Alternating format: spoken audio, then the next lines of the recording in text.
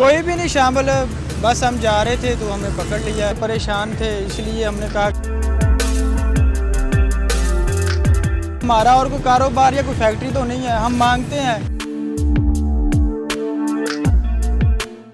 पाकिस्तान में भीख मांगने वाला माफिया इस कदर ताकतवर है कि उसकी जड़ें दूसरे ममालिक तक फैल चुकी हैं। आज की स्टोरी में ऐसे ही गिरोह के हवाले से आपको बताएंगे जो जहाज में सवार सऊदी अरब भीख मांगने जा रहा था मगर पकड़ा गया। जो हमारे पास 4 मुल्ज़मान ऑफलोड होके आए हैं, ऑफलोड होने के बाद ये हमारे पास AHTC में जो है वो भेज दिए गए, जिनमें 2 औरतें और 2 मर्द शामिल थे। 2 औरतें जो थी वो एक औरत जो थी वो मर्द के साथ जो थी उसकी बीवी थी, वो आपस में मियाँ बीवी थे और 2 आपस में बहन भाई थे। ये सऊदी अरेबिया जो है भीख मांगने के लिए जा रहे थे, जो कि ऑफलोड कर दिए गए।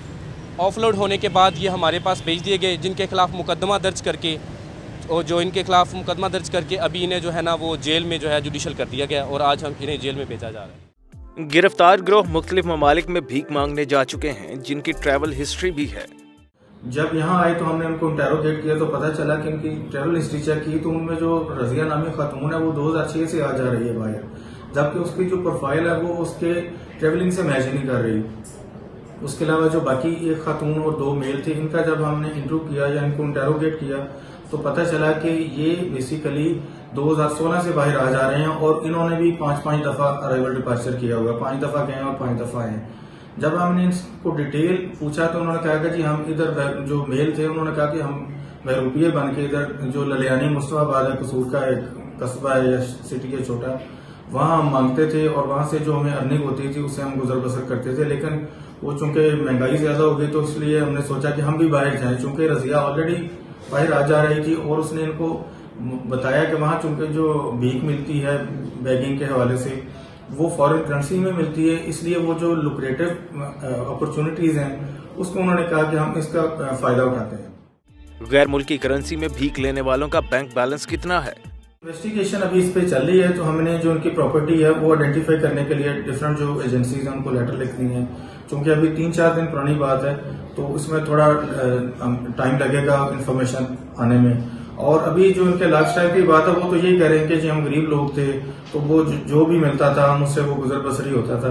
अदरवाइज चूंकि ये मैटर ऑफ इन्वेस्टिगेशन है, फर्दर इन्वेस्टिगेशन है, तो उस पर हम वर्किंग कर रहे हैं। गिरफ्तार मुल्ज़मान पेशावर भिखारी हैं जो अपने जुर्म का एतराफ भी करते हैं मगर उन्हें कोई पछतावा नहीं।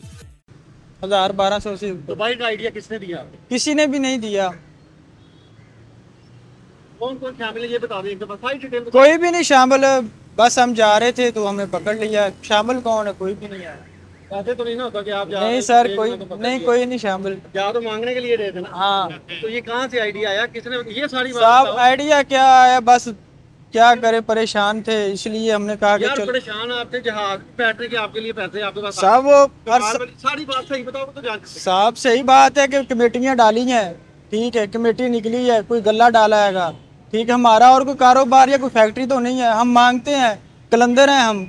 हमारे जो बड़े हैं वो बांदरों से रिछों से मांगते हैं, मैं खुद बांदर से मांगता हूँ, ठीक है, लेकिन बच्चे हैं, क्या करें साहब। और कितने लोग आपके साथ शामिल? मेरे साथ कोई भी नहीं शामिल, अगर शामिल होता तो मेरे साथ होते। पकड़ी गई है वो कौन? वो एक मेरी सिस्टर है और एक इसकी वाइफ है।